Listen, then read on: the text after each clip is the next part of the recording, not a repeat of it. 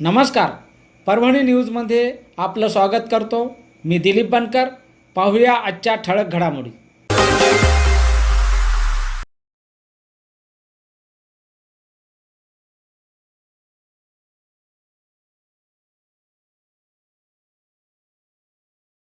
नमस्कार, परभणी न्यूजमध्ये आपलं स्वागत करतो.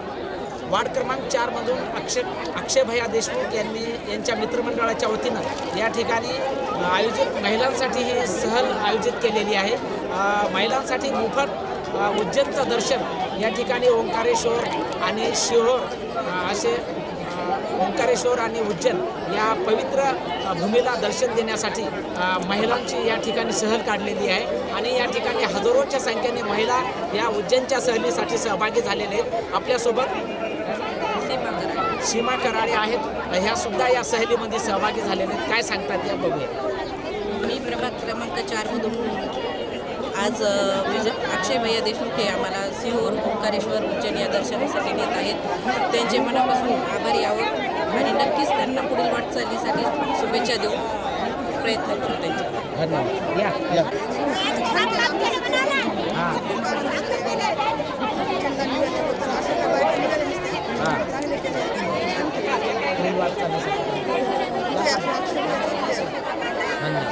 चला, उज्जैनच्या दर्शनासाठी या ठिकाणी हजारोच्या संख्येने महिला सहभागी झालेल्या आहेत आणि अक्षय भैया देशमुख मित्रमंडळाच्या वतीनं ही सहल आयोजित करण्यात आलेली आहे. देवदर्शन आहे. उज्जैनच्या ज्या पवित्र स्थळी ही सहल जात आहे आणि या पवित्र स्थळाचं दर्शन या ठिकाणी वार्ड क्रमांक 4 मधील महिलांना व्हावं यासाठी अक्षय भैया देशमुख यांनी ही सहल आयोजित केलेली आहे. आपल्यासोबत महिला आहेत, काय सांगतात बघूया. अक्षय भैयांनी असं उज्जैनला जाण्यासाठी आम्हाला सगळं सहकार्य केलं, त्याच्याबद्दल त्यांचे धन्यवाद. खूप चांगलं काम केलं त्यांनी देवाचं देवदर्शनाचं. पुढील वाटचाल आता त्याच्यानुसार आम्ही त्याच्यासोबतच जाणार आहे. ठीक. अक्षय भैया देशमुख वार्ड क्रमांक 4 मधून निवडणूक लढवत आहेत. राष्ट्रवादी काँग्रेस पार्टी अजितदादा पवार गटाच्या वतीनं ते उमेदवार आहेत आणि सक्षम असं त्यांनी या ठिकाणी आपल्या वार्डामध्ये कामं केलेली आहेत आणि या वार्डातील हजारोच्या महिला या ठिकाणी ते उज्जैनला घेऊन जात आहेत. Parbhani news, cameraman Umesh Agrawal, reporter Dilip Bankar, Parbhani. Anandrao Maske बोलत आहे. अक्षय भैया देशमुख यांच्यामुळे सिहोर उज्जैन ओंकारेश्वर येथे आम्हाला दर्शनाची मोफत संधी भेटत आहे. यामुळे सर्व महिलांना एवढी मोठी संधी भेटणं ही सौभाग्याची गोष्ट आहे.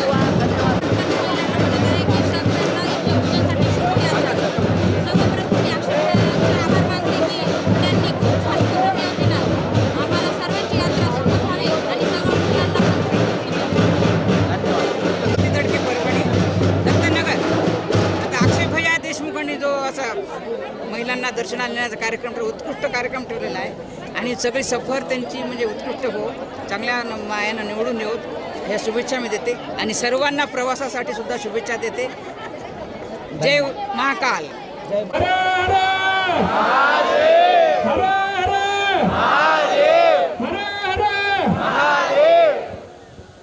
सर्वांना नमस्कार.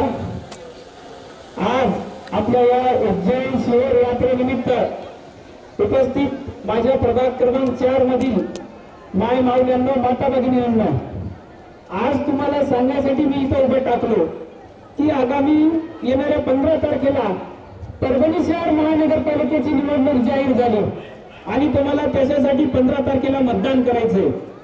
त्या निमित्तानं मी या ठिकाणी उपस्थित महिलांना खास करून सांगू इच्छितो की ही जी निवडणूक आहे ती परभणी शहरातले सगळे राजकीय नेते विरुद्ध एकटा अक्षय देशमुख अशी आहे. याच्यामध्ये तुम्हाला ठरवायचं आहे यांच्यासोबत राहायचं का तुमच्या अक्षयसोबत राहायचं हे तुम्ही विचार करा. माता भगिनींनो, तुम्ही हे लक्षात ठेवा. तुम्ही येणाऱ्या 15 तारखेला जे मतदान करणार आहेत ते मतदान नगरसेवक पदाला नाही, इतर प्रभागातले जे लोक मतदान करणार आहेत ते नगरसेवकासाठी करणार आहेत. तुम्ही माझ्या विरोधकांना जर कोणी मतदान केलं तर ते नगरसेवक पदासाठी करणार आहेत, पण तुमचं जे 4 घड्याळाला मतदान करणार आहेत ते तुमचं वॉर्डाचा महापौर ठरविणार आहेत. म्हणून तुम्ही विचार करा की तुम्हाला घड्याळाला करायचंय का साध्या पक्षाला करायचंय. मायबावल्यांनो, आज मी या ठिकाणी उपस्थित हा जो कार्यक्रम केलाय, अनेकांनी याच्यावर प्रश्नचिन्ह निर्माण केले की अक्षय असं करायला लागला, इतके पैसे खर्चायला. इतके विनंती आहे, तुम्ही मतदान रूपी आशीर्वाद द्या का नका द्या, पण केवळ महाकालला एवढी विनंती करा की अक्षय शहराचा महापौर होणार आहे, अक्षयला शहराचं नेतृत्व करायले. म्हणून अक्षयच्या तुळजासाठी तुम्ही एकदा महाकालला म्हणा की अक्षय महापौर झाला पाहिजे. माझ्यासाठी फक्त एवढी प्रार्थना करा की ही यात्रा सफल झाला असं जाहीर करतो. धन्यवाद. माझे शब्द संपवतो आणि तुम्हाला सांगतो, येणाऱ्या महानगरपालिकेला आम्ही 4 जण उभे आहेत. एक ओपन मधून मी स्वतः उभा आहे, अक्षय देशमुख. ओबीसी मधून आदरणीय एन.आय. काळे साहेब हे स्वतः उभे आहेत आपल्यासाठी कृषी विद्यापीठ परिसराकडून. त्याच्यामध्ये आपल्या सोनूभाऊच्या आई येतात, एसटी मधून उभे येतात आणि त्याच्यानंतर माझ्याजवळ सुरेश काळे एक उमेदवार उभा आहे. असे 4 आम्ही उभे. तुम्ही कोणत्याच भूल तापाला दिशांना बळी न पडता तुम्हाला हात जोडून विनंती आहे, तुमचा अक्षय तुमचं पोरग समजून मतदान करा आणि याचे ऋण मी तुम्हाला सांगायला की येणाऱ्या काळात याच्या दुप्पट फेडीन एवढं बोलतो. महाकालला मी आशीर्वाद मागतो आणि माझे धन्यवाद. 2 शब्द संपवतो. जय हिंद, जय महाराष्ट्र. आणि याचबरोबर हे बातमीपत्र संपलं. पुन्हा भेटूया पुढील बातमीपत्रात. शहरातील ताज्या घडामोडी जाणून घेण्यासाठी पाहत राहा परभणी न्यूज.